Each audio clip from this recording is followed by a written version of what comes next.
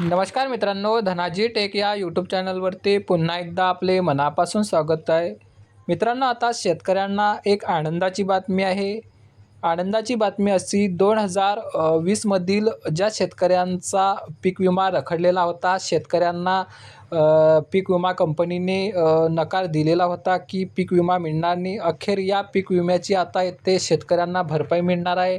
याकरता सन 2020मधील खरीप हंगामातील पीक विम्याच्या भरपाईसाठी शेतकऱ्यांनी दिलेल्या न्यायालयीन लढ्याला अखेर यश आले आहे.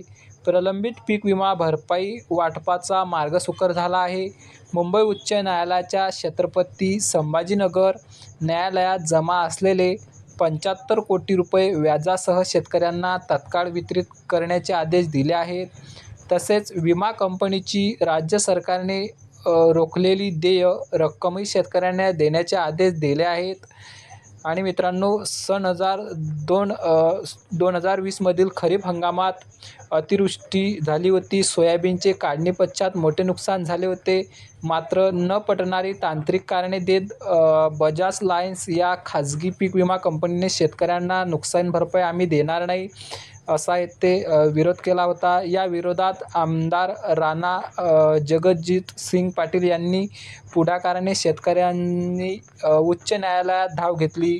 सर्वोच्च न्यायालयापर्यंत जाऊन शेतकऱ्यांसाठी हा लढा आमदार जगजित सिंग यांनी दिला आणि त्याला आता यश आले आहे. न्यायालयाच्या आदेशानुसार आजपर्यंत खरीप हंगाम 2020मधील नुकसानीपोटी विमा कंपनी माध्यमातून 289 कोटी रुपये शेतकऱ्यांना वितरित करण्यात आले आहेत. मात्र त्यानंतर जवळपास 220 कोटी रुपये शेतकऱ्यांना देणे अपेक्षित असतानाही विमा कंपनीकडून जाणीवपूर्वक टाळाटाळ केली जात होती.